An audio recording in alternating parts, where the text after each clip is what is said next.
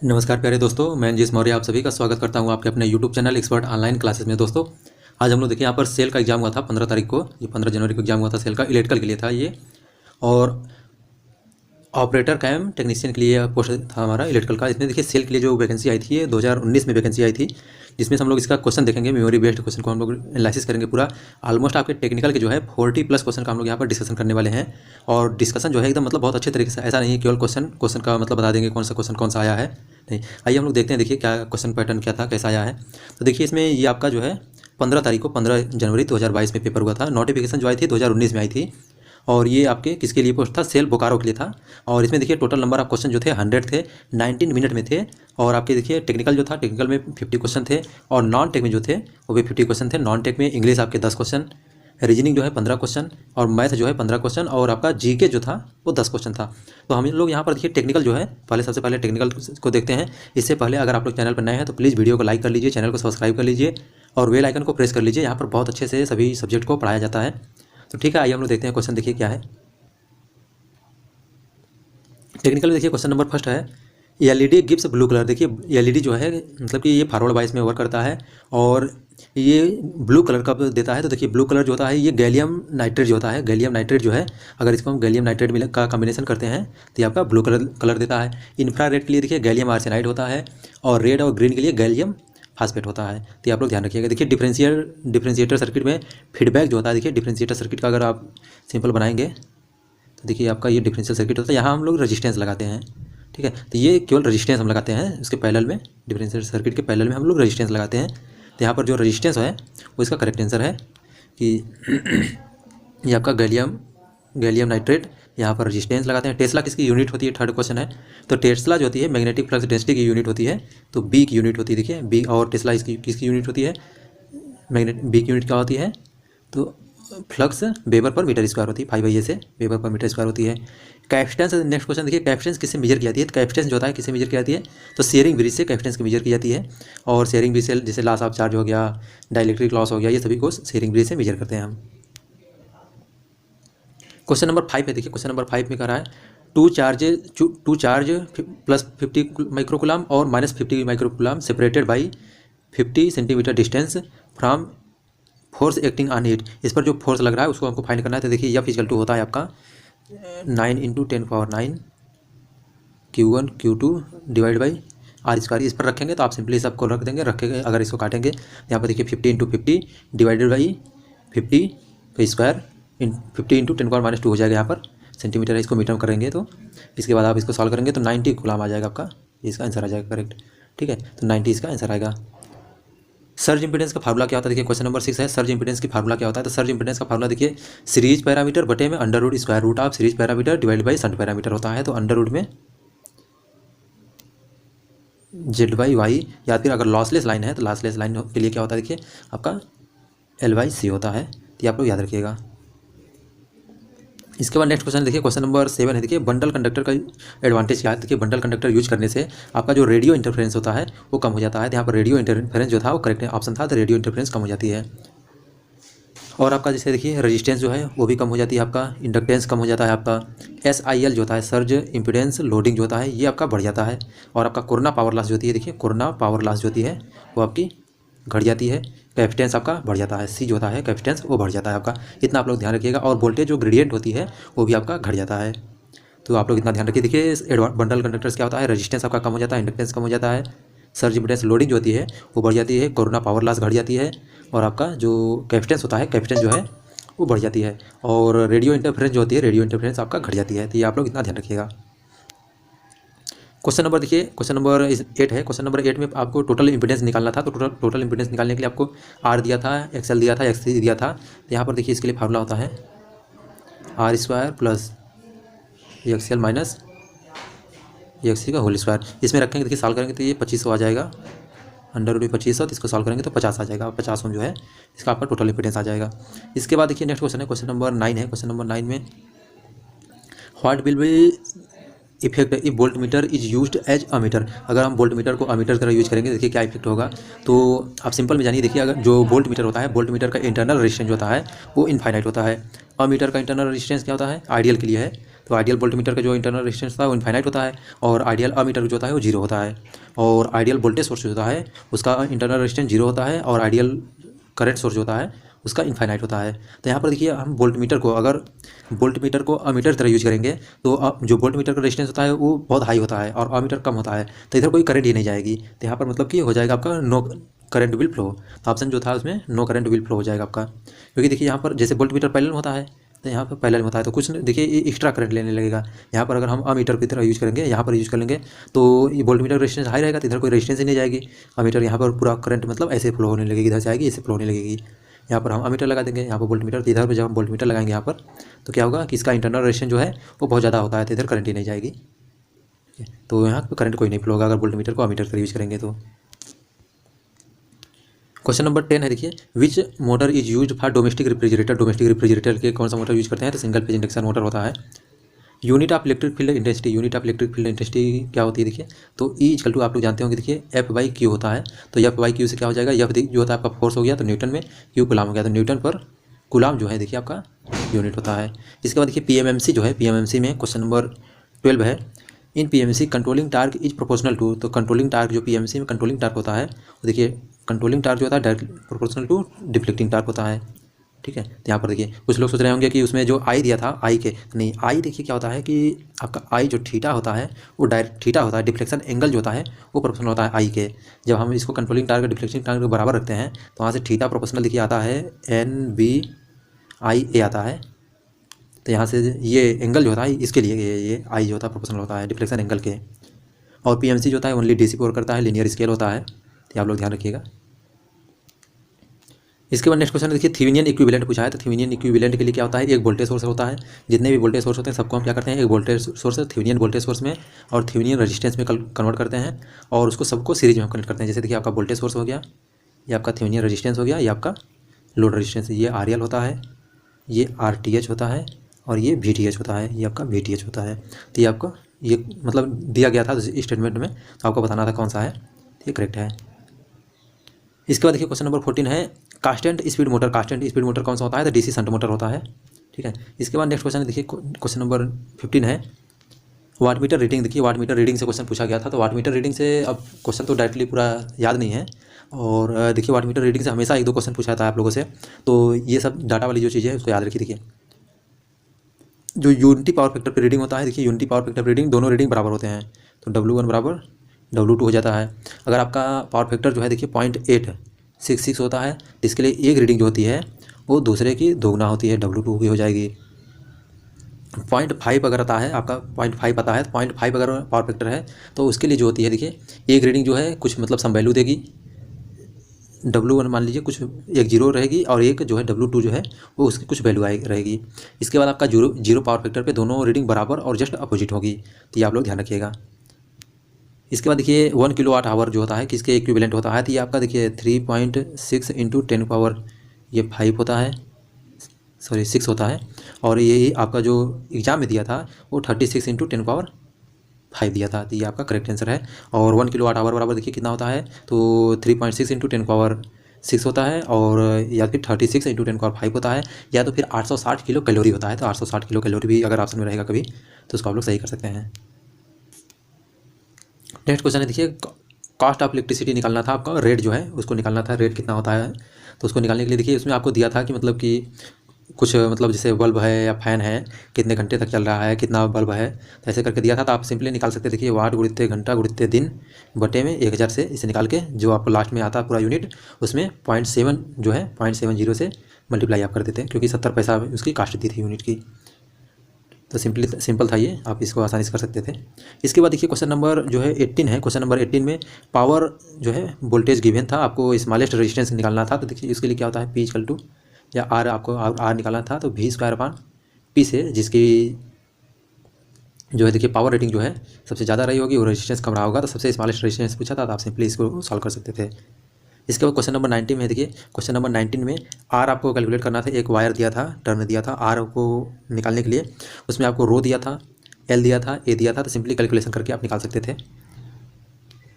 इसके बाद next question है क्वेश्चन नंबर देखिए 20 है एबव ऑफ मेटलिक शीथ। जो मेटलिक शीथ होता है उसके ऊपर क्या होता है, इसके जस्ट ऊपर क्या होता है, तो वो बेडिंग होता है। तो देखिए याद करने के लिए आपको ध्यान रखिए SABSIC, सब सिक याद रखिए, सब सिक, SABSIC, ठीक है। इधर से ये ऊपर से अंदर की तरफ बढ़ते जाएंगे तो सबसे ऊपर क्या होता है देखिए, सर्विंग होता है, फिर आर्मरिंग होता है, फिर बेडिंग होता है, उसके बाद आपका शीथ होता है, लेड शीथ होता है, फिर इंसुलेशन होता है, फिर कंडक्टर होता है। तो देखिए ये आपका सर्विंग है, शीथ है, सॉरी शीथ है, शीथ के जस्ट ऊपर क्या है आपका बेडिंग है। तो यही आपसे पूछा गया था क्वेश्चन में कि जो सर्विंग होता है, शीथ होता है, शीथ के जस्ट ऊपर क्या होता है, तो बेडिंग होता है, बेडिंग से ऊपर क्या होता है, आर्मरिंग होता है, आर्मरिंग से ऊपर क्या होता है, सर्विंग होता है। तो आप लोग ध्यान रखिएगा, हमेशा केबल से 1-2 क्वेश्चन पूछा जाता है, तो आप लोग ध्यान रखिएगा इसको अच्छे से। क्वेश्चन नंबर 21 है, देखिए क्वेश्चन नंबर 21 में यूज ऑफ डायक, डायक का यूज कहाँ होता है, तो डायक का यूज जो थायरिस्टर फैमिली के एलिमेंट्स होते हैं, SCR होता है, उसकी ट्रिगरिंग के लिए हम यूज करते हैं, यहाँ पर यूज करते हैं। इसके बाद देखिए आपसे करंट पूछा था सिंपली, तो यहाँ पर वोल्टेज दिया था, रेजिस्टेंस दिया था, तो आपको करंट का वैल्यू निकालना था। SCR के लिए कुछ दिया था, SCR जो है वो सेमी कंट्रोल डिवाइस है, क्यों होता है, तो ये सब कुछ क्वेश्चन पूछा गया था। तो देखिए SCR जो होता है सेमी कंट्रोल क्यों होता है, तो SCR जो है देखिए उसको हम गेट से जो है, गेट से टर्न ऑन कर सकते हैं, लेकिन गेट से जो है टर्न ऑफ नहीं कर सकते हैं, इसलिए हम उसको सेमी कंट्रोल डिवाइस बोलते हैं।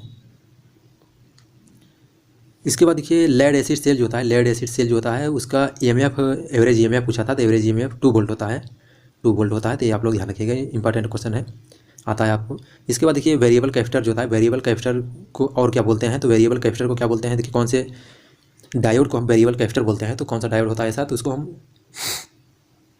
जो वैरेक्टर डायोड होता है, वैरेक्टर डायोड को हम क्या बोलते हैं, वेरिएबल कैपेसिटर बोलते हैं। तो जो वैरेक्टर डायोड है, वैरेक्टर डायोड को हम क्या बोलते हैं, वेरिएबल कैपेसिटर बोलते हैं। क्वेश्चन नंबर 26 है, if polarity is not same in parallel operation of transformer, अगर पैरेलल ऑपरेशन जो ट्रांसफार्मर है उसका पैरेलल ऑपरेशन में है और पोलरिटी जो है वो सेम नहीं रहेगी, तो क्या होगा देखिए, उसमें जो आपका टर्मिनल होते हैं वो शॉर्ट सर्किट हो जाएगा, तो डेड शॉर्ट सर्किट हो जाएगा यहाँ। तो जो ऑप्शन था उसमें डेड शॉर्ट सर्किट के लिए था, ठीक है, तो इसका डेड शॉर्ट सर्किट हो जाएगा। इसके बाद देखिए पावर डिसिपेशन जो होता है, पावर डिसिपेशन के लिए जो फार्मूला होता है, अगर देखिए H है तो I²RT से आप निकाल सकते थे यहाँ पर सिंपल में, या तो फिर V²T/R से भी निकाल सकते थे, तो आप किसी से भी निकाल सकते थे इसमें फार्मूला के लिए। इसके बाद देखिए क्वेश्चन नंबर 28 है, क्वेश्चन नंबर 28 में क्या है, 6 पोल 50 हर्ट्ज के लिए स्पीड पूछा था। देखिए स्पीड के लिए N=120 F/P से आप निकाल सकते हैं। देखिए कैलकुलेशन, ये सब चीज़ें हमेशा पूछा जाता है, तो आप लोग ध्यान रखिए। जैसे 2 पोल के लिए कितना होता है, 2 पोल के लिए देखिए आपका 3000 RPM होता है 50 हर्ट्ज के लिए, 2 पोल के लिए 3000 होता है। अगर आप 4 पोल आ गए 1500 हो जाएगा, 1500 RPM। 6 पोल के लिए आएंगे 1000 हो जाएगा आपका। तो ऐसे ये सब ध्यान रखिएगा इसको, या फिर आप सिंपली लिख के कर सकते हैं। देखिए 2 पोल के लिए 120 × 50 बटे में 6 पोल, 6 × 6 6 दूना 12 और 2 पंचे 10 हो गया, 1000 आ जाएगा आपका। इसके बाद देखिए रेटिंग ऑफ सर्किट ब्रेकर, जो सर्किट ब्रेकर की ब्रेकिंग कैपेसिटी थी वो पूछा गया था। तो सर्किट ब्रेकर की जो ब्रेकिंग कैपेसिटी होती है वो MVA में होती है, रेटिंग जो है MVA में हो जाती है। इसके बाद देखिए विच relay is used for, transformer के लिए इंटरनल फॉल्ट के लिए पूछा गया था। देखिए वोल्टेज रिले जो होता है वो यूज करते हैं, तो वोल्टेज रिले है। देखिए इसके बाद नेक्स्ट क्वेश्चन है, question number, if both stator and rotor are faded with AC supply, अगर AC सप्लाई से फेडेड की जाती है तो उसको हम लोग क्या बोलते हैं, देखिए उसको हम लोग एसिंक्रोनस मोटर बोलते हैं, एसिंक्रोनस मोटर बोलते हैं। तो यहाँ पर 31 का जो है एसिंक्रोनस मोटर होता है। क्वेश्चन नंबर 32 है, देखिए why thyristor are semi control वही क्वेश्चन फिर से रिपीट हो गया है। तो इसमें देखिए सेमी कंट्रोल क्या होता है, तो सेमी कंट्रोल के लिए मतलब कि जो गेट होता है आपका SCR होता है, SCR जो होता है देखिए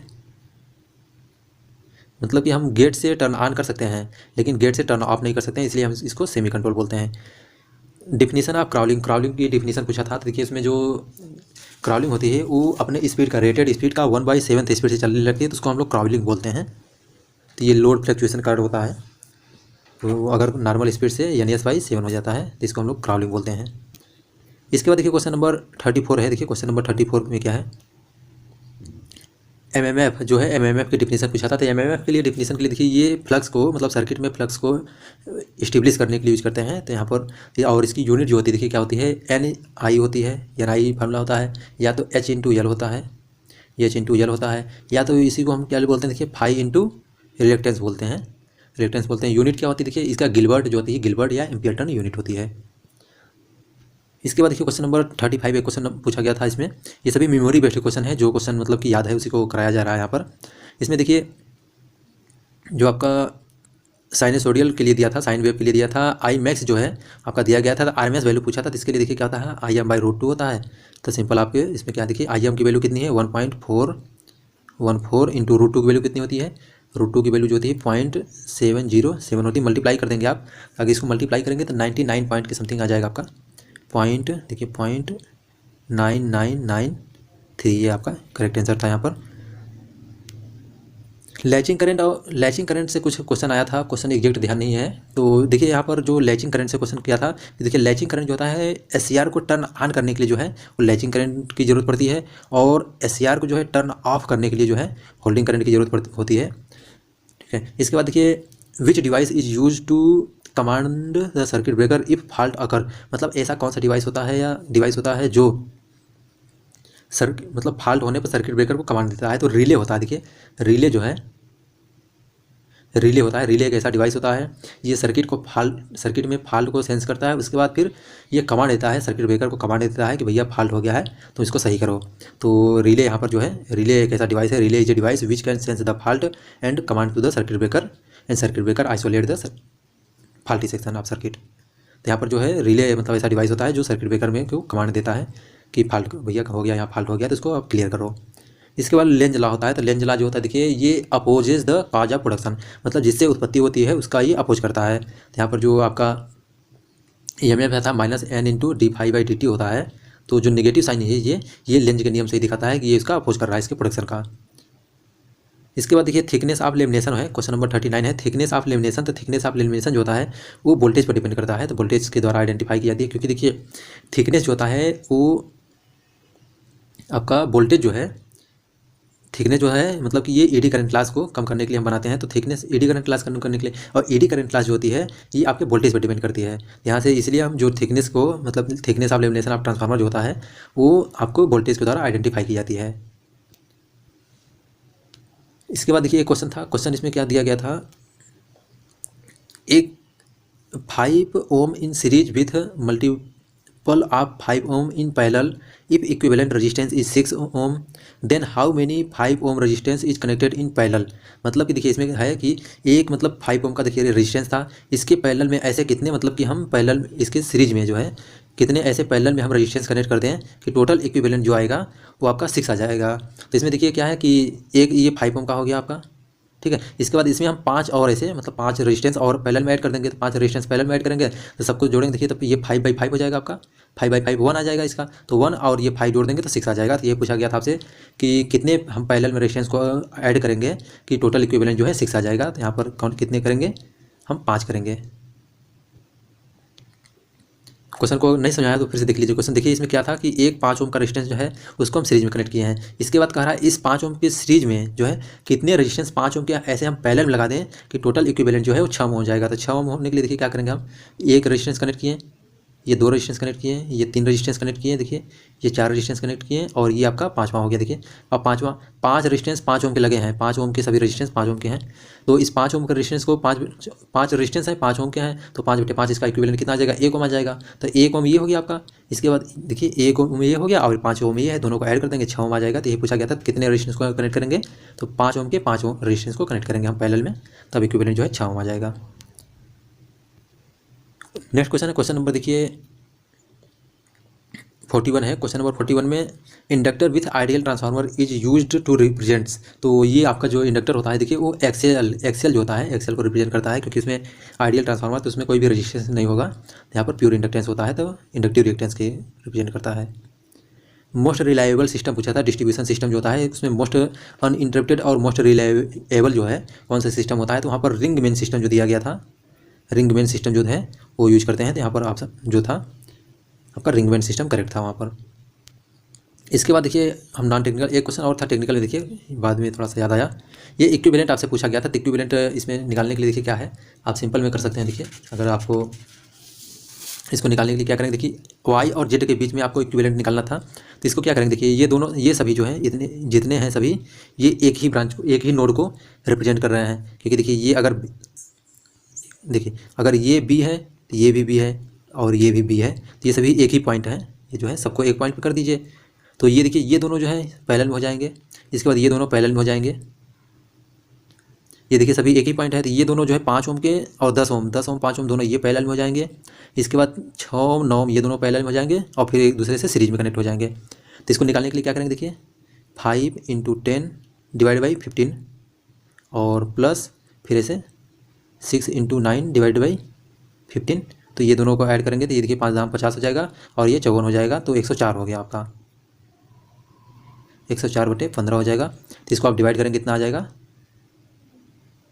6.93 ओम आ जाएगा। तो ये आंसर था इसका करेक्ट। ठीक है दोस्तों, ये देखिए टेक्निकल हो गया। बाकी अगर क्वेश्चन कोई गलत हुआ होगा तो आप लोग इसको कमेंट करके जरूर बताइएगा। देखिए इसके बाद देखिए नॉन टेक हम लोग देखते हैं, नॉन टेक्निकल में क्या क्या आया था। देखिए तो नॉन टेक्निकल में आया था, देखिए क्या आया था, तो पहले जीके हम लोग देखते हैं। देखिए दुर्गापुर जो सेल का पावर प्लांट है कब इस्टेब्लिश किया गया था। देखिए ये आपका जो है 1959 में, 1959 में इसको डेवलप किया गया था।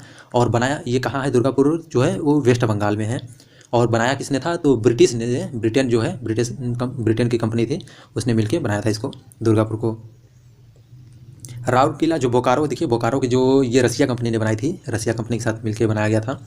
और ये 1955 में जो है 1965 में ये बनाया गया था। तो जो बोकारो है वो 1965 में।